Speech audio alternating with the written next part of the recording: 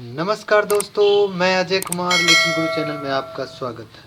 दोस्तों, अब जो है आपका प्राचीन भारत का थ्योरी के साथ मॉक टेस्ट अपलोड कर दिए हैं, आप इसको देख सकते हैं। अब मध्यकालीन भारत का हम थ्योरी और मॉक टेस्ट दोनों साथ साथ चलेंगे, तो थ्योरी जितना हो जाएगा उसका मॉक टेस्ट साथ ही अपलोड कर देंगे आपको।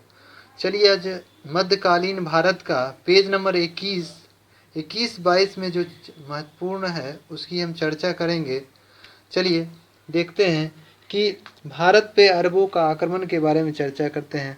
भारत पर अरबों ने आक्रमण किसके नेतृत्व में किया? तो मोहम्मद बिन कासिम के नेतृत्व में अरबों ने भारत पर पहला सफल आक्रमण किया था। कब? 712 में सिंध विजय के उपलक्ष्य में, मतलब सिंध को जीता था। और मोहम्मद बिन कासिम ने ही सिंध में पहली बार जजिया कर को लागू किया था।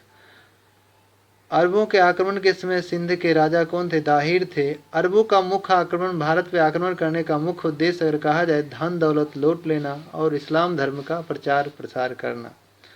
उसके बाद कहा जाए तो महमूद गजनवी आया। 932 ईस्वी में अल्फतगीन नामक एक तुर्क सरदार गजनी साम्राज्य की स्थापना किया, जिसकी राजधानी गजनी जो वर्तमान में कहा जाए तो अफगानिस्तान में है। अफगानिस्तान में अभी मालूम होगा कि तालिबान का शासन है।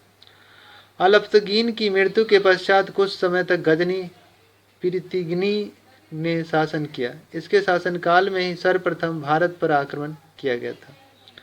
पहला जो तुर्क आक्रमण किया गया था उसमें पंजाब में किसका शासक था? जयपाल का शासक था। अल्फतगीन के गुलाम एवं दामाद कौन थे? सुबुतगीन था, जो महमूद गजनवी की गद्दी पर बैठा। मोहम्मद गजनवी सुबुतुद्दीन का पुत्र था, जिसका जन्म 1 नवंबर 971 ईस्वी में हुआ था। अपने पिता के काल में महमूद गजनवी खुरासान का शासक था। खुरासान जो है, महमूद गजनवी जो है अपने पिता के शासनकाल में कहाँ का शासक था? खुरासान का शासक था।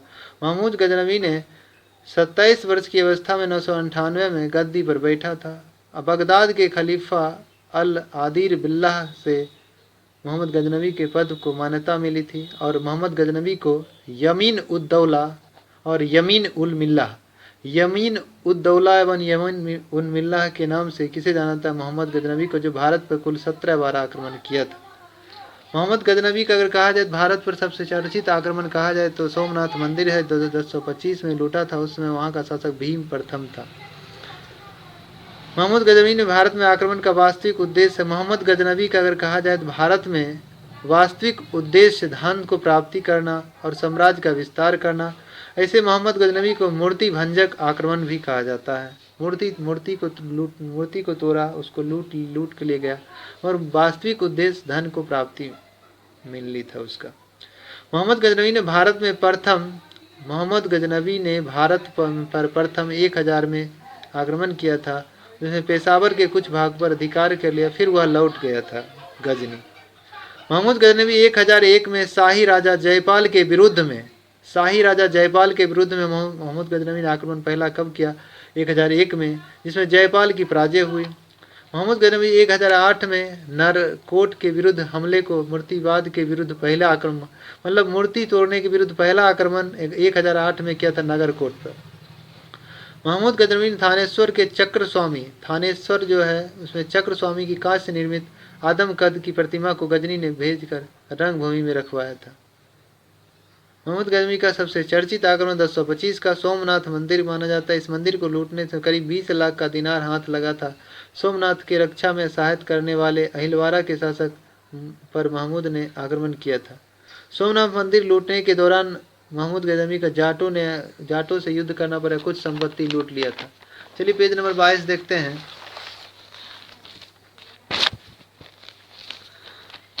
पेज नंबर 22 में है कि महमूद गजनवी के अंतिम भारतीय आक्रमण कहा जाए 1027 में था। अंतिम मतलब 17वां आक्रमण था। 16वां आक्रमण कहा जाए तो 1025 सोमनाथ मंदिर को लूटा था। 16 मोहम्मद गजनवी की मृत्यु 1030 में हो गई थी। सुल्तान की उपाधि धारण करने वाला पहला मुस्लिम भारतीय शासक कहा जाए तो मोहम्मद गजनवी था, जो पहला सुल्तान की उपाधि धारण किया था। और कहा जाए मोहम्मद गजनवी के शासनकाल में उसके सेना में सेवदराय एवं तिलक जैसे हिंदू उच्च पद पर रहा करते थे। अलबुर्नी, फिरदौसी, उतबी और फारूकी। अलबुर्नी, फिरदौसी, उतबी और फारूकी महमूद गजनबी के दरबार में रहा करते थे। उसके बाद मोहम्मद गौरी। गौरी महमूद गजनबी के अधीन एक छोटा सा प्रांत था, राज्य था। 1173 में शहाबुद्दीन मोहम्मद गौरी गौर का शासक बना। उसने भारत पर पहला आक्रमण मोहम्मद गौरी ने भारत पर पहला आक्रमण 1175 में मुल्तान के विरुद्ध किया था, जो वर्तमान में मुल्तान पाकिस्तान में पड़ता है। मोहम्मद गौरी के द्वारा दूसरा आक्रमण 1178 में पाटन गुजरात के विरुद्ध किया गया, जिसमें उस समय शासक कौन था? गुजरात का भीम द्वितीय था, जो मोहम्मद गौरी को बुरी तरह पराजित किया था। तराइन का प्रथम युद्ध मोहम्मद गौरी और अलग अलग शासकों के बीच हुआ। तराइन का प्रथम युद्ध 1191 में मोहम्मद गौरी और पृथ्वीराज चौहान के बीच हुआ, जिसमें विजयी हुआ मोहम्मद गौरी। तराइन के प्रथम युद्ध में पृथ्वीराज चौहान का सेनापति के रूप में काम सहायता किया था अस्कंद सेनापति था पृथ्वीराज चौहान का। तराइन का द्वितीय युद्ध 1192 मोहम्मद गौरी और पृथ्वीराज चौहान के बीच हुआ, जिसमें मोहम्मद गौरी विजयी हुआ था। चंदावर का युद्ध 1194 में गौरी और जयचंद के बीच हुआ, जिसमें विजयी हुआ गौरी। मतलब तराइन का द्वितीय युद्ध और चंदावर का युद्ध जीता कौन? गौरी। जबकि तराइन का प्रथम युद्ध जीता पृथ्वीराज चौहान गौरी को हराकर। तराइन का एक तीसरा युद्ध हुआ था 1215 में इल्तुतमिश जिसमें विजय हुआ इल्तुतमिश।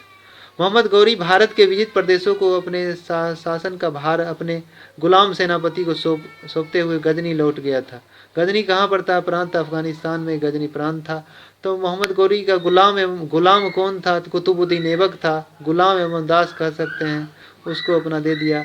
मोहम्मद गौरी की मृत्यु हत्या जो कर दी गई 15 मार्च 1206 में। मोहम्मद गौरी की हत्या कब हो गई? 15 मार्च 1206 में हो गया था। अब दोस्तों दिल्ली सल्तनत स्टार्ट होगा, जिसका हम चर्चा अगले वीडियो में करेंगे। पेज नंबर 21 से 22 में जो है दिल्ली सल्तनत, अब हम अगले वीडियो में इसका चर्चा करेंगे। अगर वीडियो अच्छा लग रहा हो तो लाइक कीजिएगा। चैनल पे पहली बार विजिट कर रहे हैं, चैनल को सब्सक्राइब करें। बगल में बेल आइकन घंटा है, दबा दीजिए, जिससे आने वाला कोई वीडियो पहले आप तक पहुँचेगा। चलिए, जय हिंद, जय भारत।